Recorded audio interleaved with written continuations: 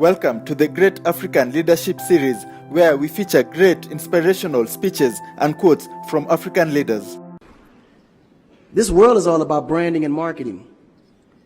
The number one branders in the universe is the United States. They made the United States seem like it's the best place in the world to be. It's the land of the free, home of the brave. I go there to find and chase my dreams. We have to be able to tell our own stories.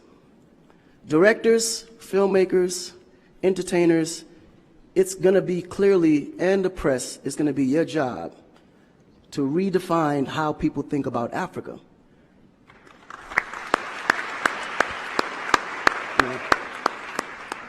Because you're here, you see what's going on. You clearly can see in a vivid picture the good, the bad, and the ugly. What you choose to put out there is what the world is going to get. Because I can tell you right now, in Chicago alone, there's more people dying in Chicago than there was in the war in Iraq.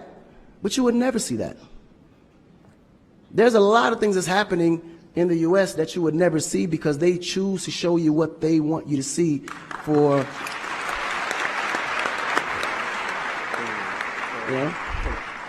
It's about country integrity. You have a certain reputation you have to keep. No one puts their family business out into the street. One of the problems we have in Africa is that when something happens, the press is quick to put out negative energy and quick to put out a negative story. And then that story goes on to internet, and other broadcasting systems take it and they post it. So when you look at places like Kenya, for instance, that I know of, maybe 2 terrorist attacks, but it was everywhere. So now people was afraid to go to Kenya because somebody shot up the mall. But then when you look online, there was over 25,000 attacks in the US, but you only knew about maybe 5 or 6. So we have to really rebrand. And then when you look at how the world perceives Africa, they're right. You know, you see zebras, lions, tigers, bears. Oh my. You get to the point where you think Africa's just a big jungle. The images that they're showing of Africa is historical images. This is way before civilization. This is when they were still, battling with spears, like times of Shaka Zulu. No, I'm serious. But then when you look at the US, they're showing Superman, Batman,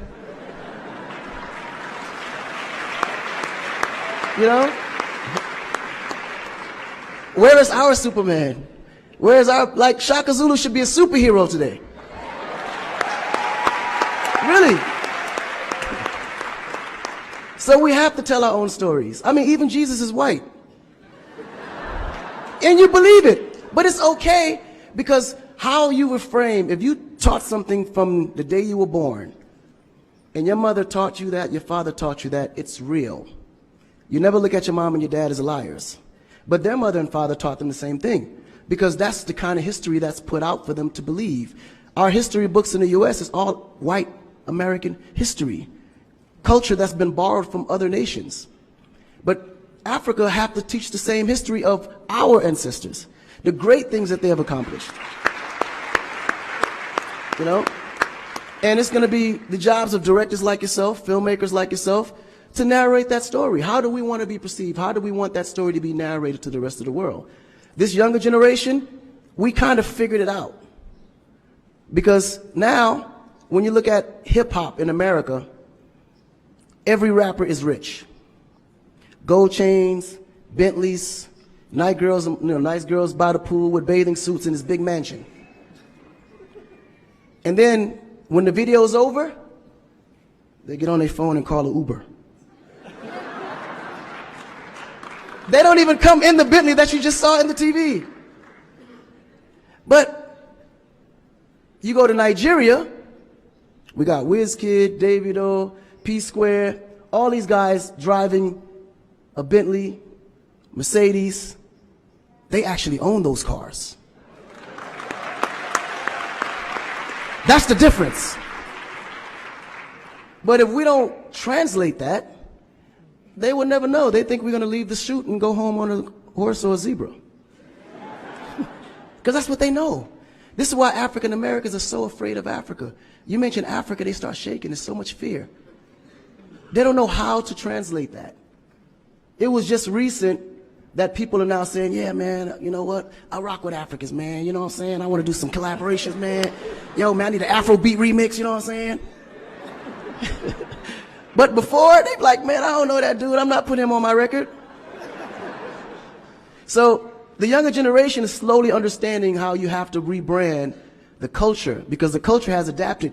They've actually took everything that we've created and made it look better. They made a superstar look like a superstar. When I look on TV and I see our biggest entertainers, they don't look like stars. That's why you can't really respect the entertainer. If a politician saw a singer, he'd just be like, oh, he's just a local singer. But if he go to that local singer's performance, he may sell out the stadium because he has a huge influence, but the image is not there. So we have to take the image as a huge accountability for ourselves and realize that Africa really does have a reputation. But if we allow our stories to be told, our stories will be told according to their agenda on what they need to be able to benefit from Africa. So we have to tell our story so we can be able to understand how we can utilize that story to benefit for our agenda. You know? So in closing, this job is for the entertainers, the filmmakers, the reporters, and anyone that creates content. We have to rebrand. And we have to rebrand it in the way that we see it and tell the story to where they can understand it, feel comfortable, and want to come here and invest. Right? To add to what Akon Share this video with friends.